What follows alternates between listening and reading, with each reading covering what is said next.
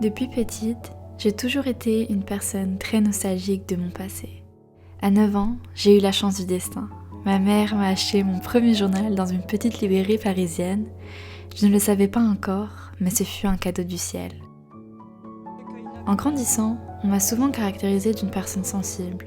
Je ressentais les choses profondément, mes émotions, mon environnement, l'art, mes relations. Au regard des autres, j'essayais de cacher cette sensibilité. Mais avec l'écriture, ce fut un recueil où je pouvais pleinement écrire sans peur la vie que je vivais de manière profonde, sans jugement. J'ai maintenant 21 ans et écrire fait toujours une grande partie de mon quotidien. Je te partage aujourd'hui une douce passion qui accompagne ma vie depuis maintenant 12 années et pourquoi je te recommande aussi d'écrire dans un journal.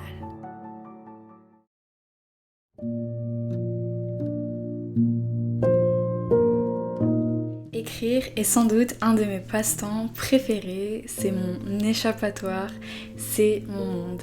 Avant de te convaincre pourquoi écrire dans un journal ça a changé ma vie, permets-moi de t'expliquer premièrement ce que j'écris dans un journal pour te donner un peu plus de contexte. Donc voilà mes journaux, 12 ans de mon existence sur papier, j'en ai de toutes les couleurs, les styles. Celui-là c'est mon tout premier, c'est celui que j'ai quand j'avais 9 ans, on peut voir que je m'amusais avec les autocollants aussi derrière. Dans un journal, je vais raconter ma journée, raconter un événement de ma vie qui m'a marqué, une émotion que je traverse, raconter un voyage, un souvenir qui m'est cher, mes chansons préférées du moment, mes résolutions de l'année, mes objectifs professionnels et personnels, discuter d'un film que j'ai adoré, ça j'aime vraiment faire ça, j'ai fait ça récemment avec Challengers et vraiment libre à toi, c'est la roue libre, tu écris vraiment ce dont tu as envie.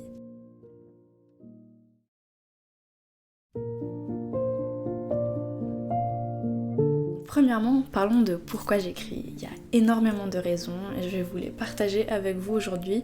Et je pense sincèrement que toutes ces petites choses ont vraiment apporté à mon bien-être personnel. Et je pense aussi que ça pourrait vous apporter aussi beaucoup à tous les niveaux, que ce soit professionnel, personnel, pour ton bien-être, avoir les idées claires. Vraiment, il y a tellement de raisons.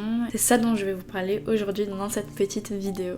Écrire dans un journal, ça m'apporte énormément dans ma vie. Premièrement, c'est un recueil de tes souvenirs. Quand tu regardes tout ça, c'est un recueil de ta vie, un recueil de tes souvenirs, une preuve littéralement de ton existence, de ton vécu, de ta mémoire.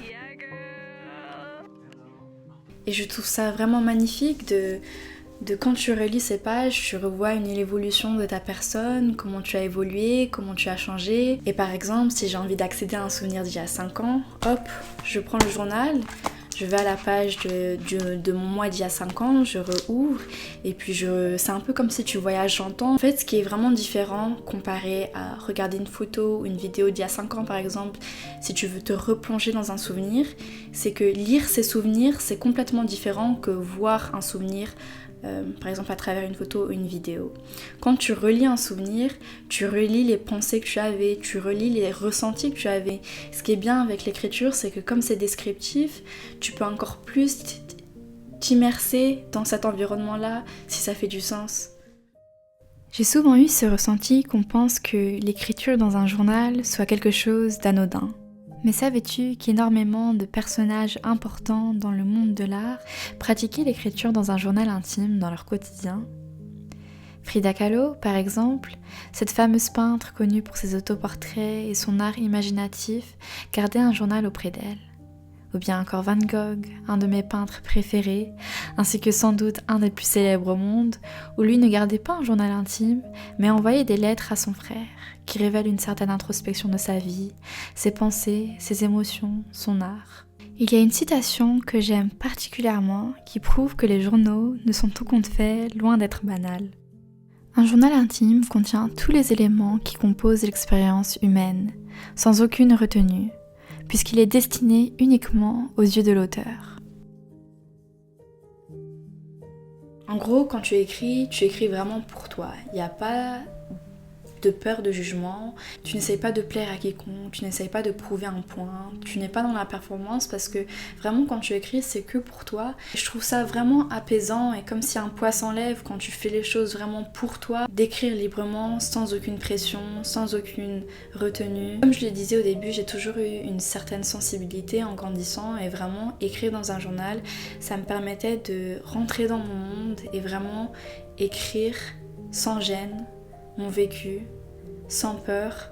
Je pense que je me considère comme une personne, du coup à ma sensibilité, je pense que je suis une personne qui réfléchit énormément pour un bien et pour un mal, et le fait d'écrire, ça me permet d'avoir les idées un peu plus claires, d'enlever ce poids un peu de tout le temps réfléchir et juste de le mettre dans ton carnet.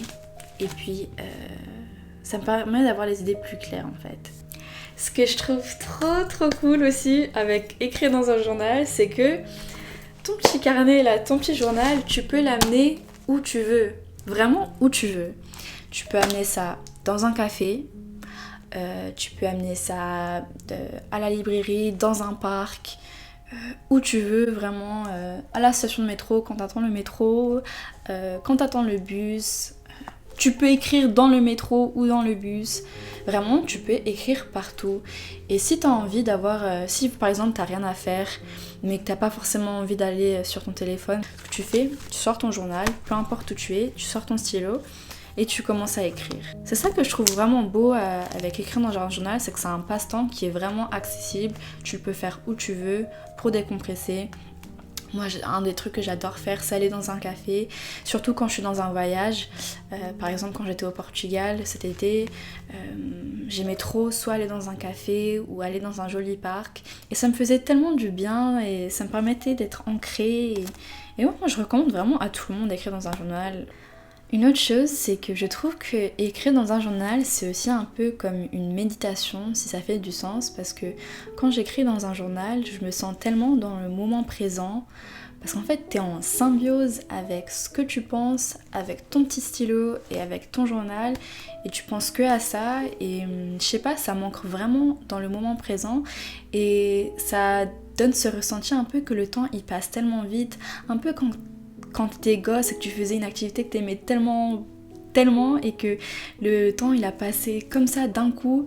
Et j'ai vraiment l'impression que quand j'écris, c'est ça qui m'arrive, c'est que j'ai beau écrire pendant 50 minutes, 1 heure, mais j'ai l'impression que ça a duré 5 minutes. Et c'est pour ça que j'aime beaucoup écrire par exemple le soir, quand t'as eu une longue journée ou une journée qui était remplie, chargée.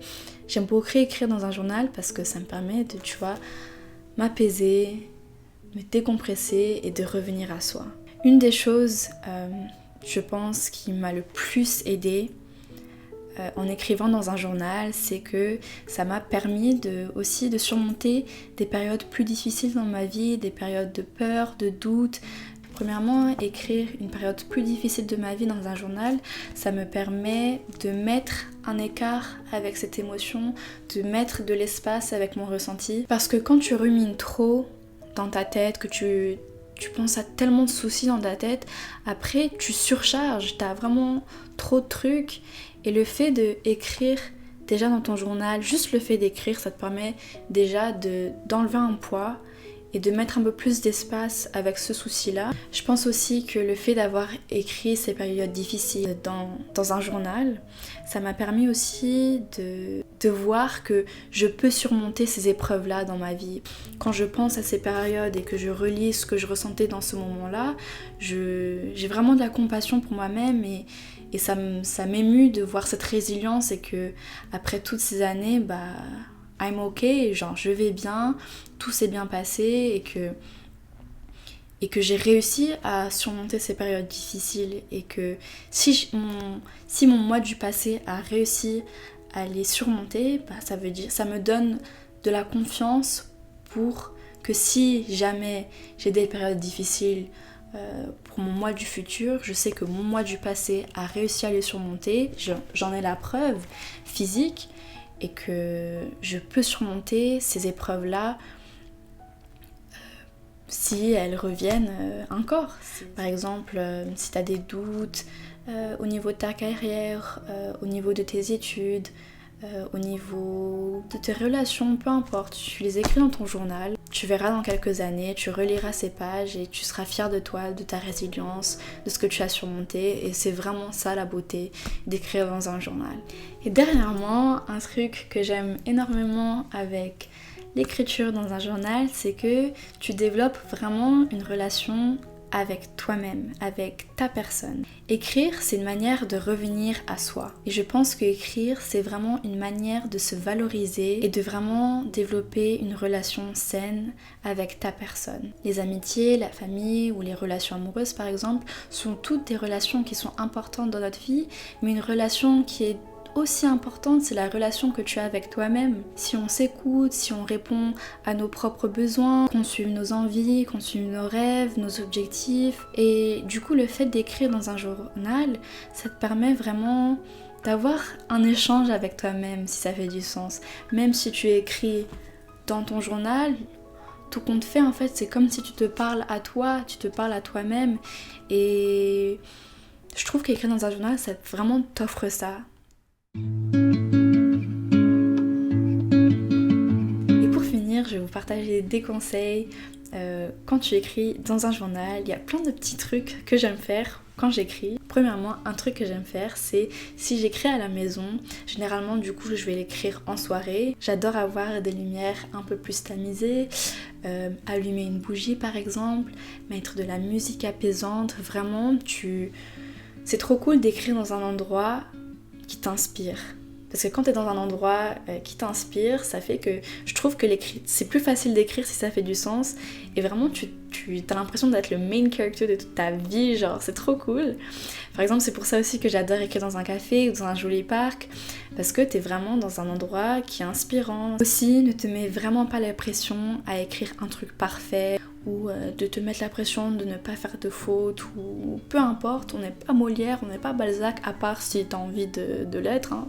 Tu fais ce que tu veux, mais je veux dire, te mets pas la pression à écrire de manière parfaite. Vraiment, lâche prise, vraiment écris ce que tu veux, sans gêne, sans peur, ça n'a pas besoin d'être parfait.